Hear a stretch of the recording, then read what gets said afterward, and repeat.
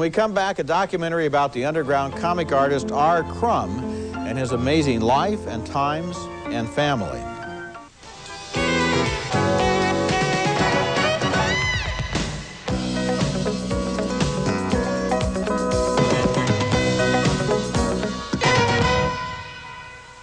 This is probably the next thing I'm most well known for. I'm just trying to, like, you know, hook you into who I am here, you know. This sold millions of copies. I got $600 from CBS Records in 1968. The drawing style is familiar there to anyone who's been following popular art for the last 30 years.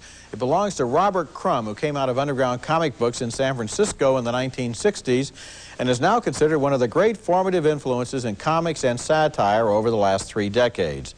And if that were all that the new documentary Crumb was about, it would be enough. But Crumb, one of the most painful and revealing documentaries I've ever seen, is about a whole lot more.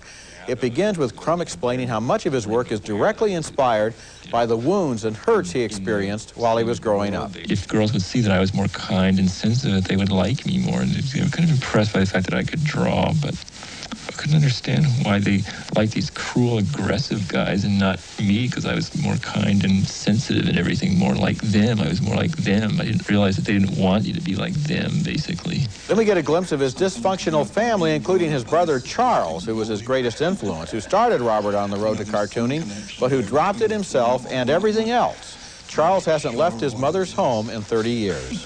What was your mom like when you were a kid? She was an amphetamine addict, and these amphetamines would make her act real crazy and do and say all these really crazy things. It had an absolutely devastating effect, I think, on all 5 of us kids. Another brother, Max, practices strange dietary and religious disciplines. He is also a naturally gifted artist. When I had that first epileptic fit, I was in the 6th grade, I was drawing this picture of my face with charcoal in art class.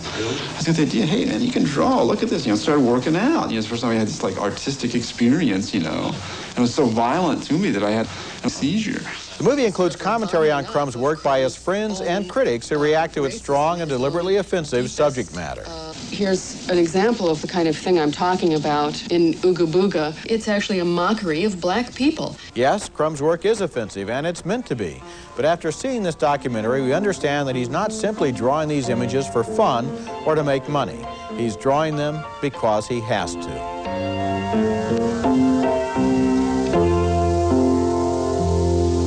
Seeing Robert Crumb, learning about his background, meeting his family, we understand that his work, which is dismissed in some quarters as merely cartoons, are a lifeline. It's all that keeps him functioning in a precarious and tragic existence.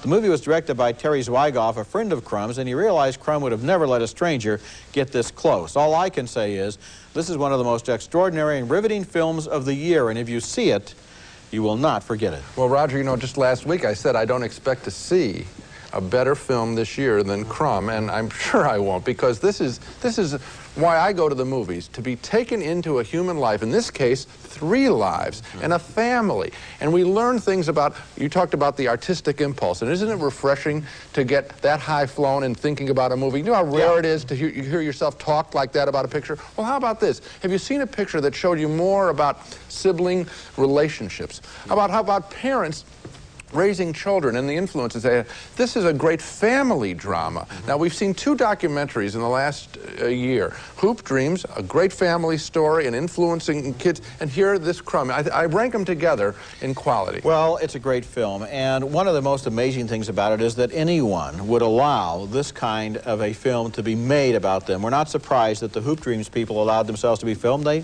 look pretty wonderful in that film, but in this film, what Crumb is doing is really letting the pain of a lifetime be right there on the screen. And as you look, there's a sequence where we go through, shot by shot, one of the sequences of one of his comic panels. And it's really rough stuff. And yet, then they pull back and they begin to get into exactly where that came from. Or in another case, the bully that figures in all of his work is a real person who he really still hates from high school. Or the girl that he always wanted to go out with in high school, and it's all right there. He's wearing his heart right there on the screen, and it's so moving. And every artist could tell the same stories. Very few would. I'm sure that's absolutely true. This movie is not coming out until April. The reason we're mentioning it early is, frankly, we want to get it as many playdates in as many cities as we possibly can. Crumb, Demand it in your local movie theater. Coming up next, many of today's biggest stars offer some ideas on how to make American movies better.